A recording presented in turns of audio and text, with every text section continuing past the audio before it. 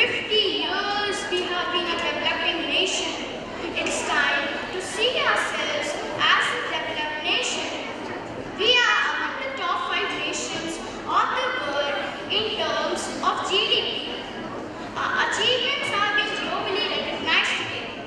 Yet we lack the self-confidence, self-reliant and self-assured to see ourselves as a developed nation.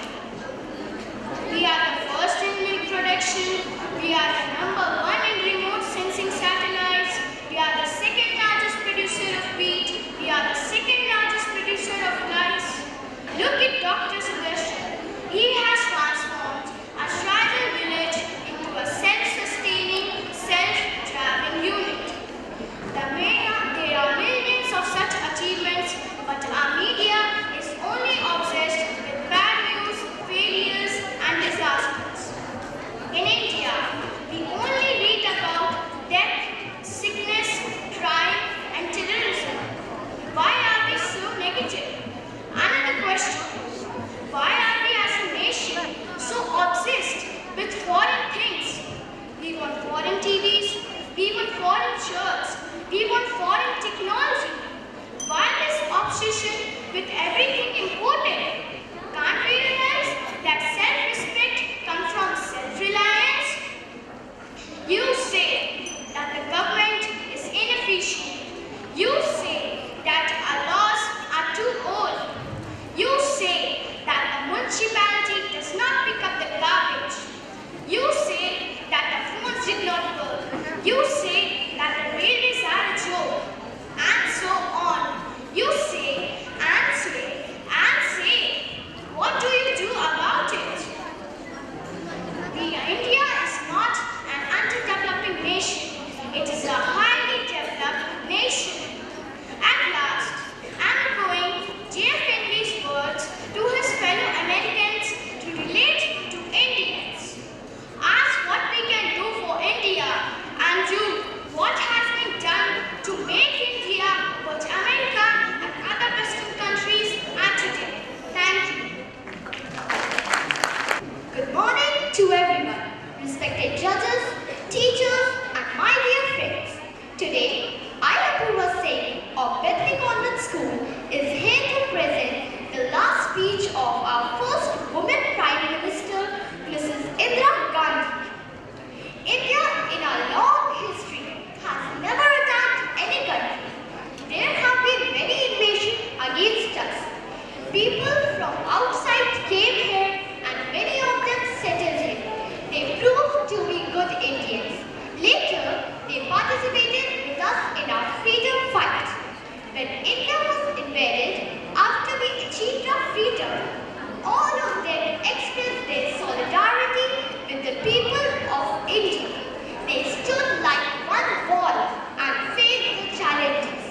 The prime need of ours is to receive once again the same spirit of solidarity in the hearts and minds of the people. It is not a case of strengthening the hands of Indira Gandhi alone. It means that the hands of millions of people who live in India should be strengthened. The hands of men and women, old and young, scheduled castes and tribes, people belonging to backward classes, indeed of everybody who is living in India should be strengthened. They should have the merit and they should have the strength which will take this country along the road of development.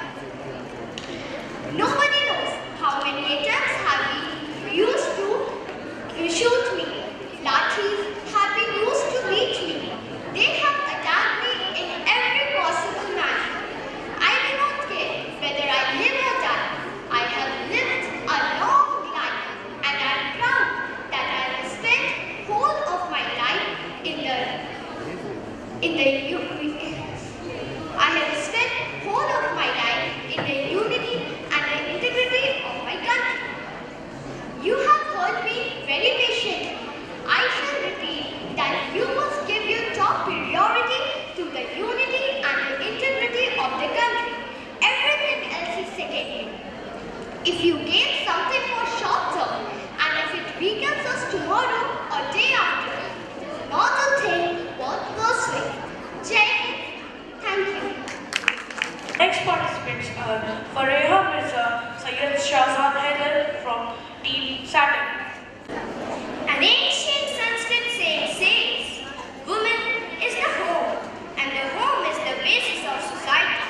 It is as we build our homes that we can build our country.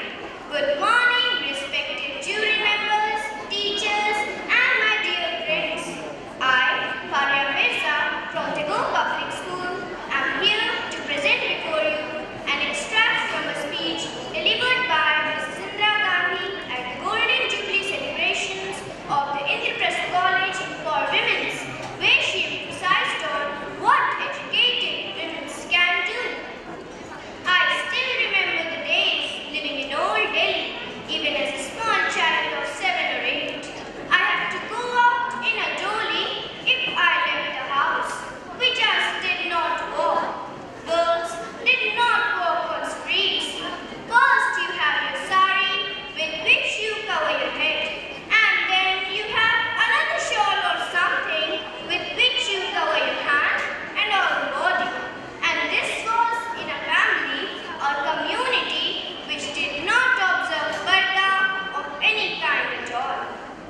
Our country is a very rich country. It is rich in many traditions, old and even modern traditions. Of course, it has a lot of bad things too, and some of the bad things in the society are superstition, which has grown over the years, and which sometimes clouds over the shining brightness of the ancient thoughts and values. Then of course, there is a physical poverty of a large number of our people. That is something which is ugly, that hampers the growth of millions of young boys and girls. Now, all these bad things we have to fight against, and that is what we are doing since independence. As I said, we do have many shortcomings, whether it is the government, whether it is the society. One of the biggest responsibilities of an educated woman is how to synthesize what has been valuable and timeless in our ancient traditions with what is good and valuable in our modern thoughts. All that is modern is not good, just as all that is old is neither all good nor all bad. To be modern, most people think that it is something of a manner of dress or a manner of speaking or certain habits and customs. But it is not really mainly modern. It is a very superficial part of modernity. Some people think that only by taking up very high jobs they are doing something important or doing national service. But we all know that most complex machinery will be ineffective if even one small screw is not working as it should. And that screw is as important as a big part. There is no job that is too small, there is no person who is too small. Everybody has something to do, and if he or she does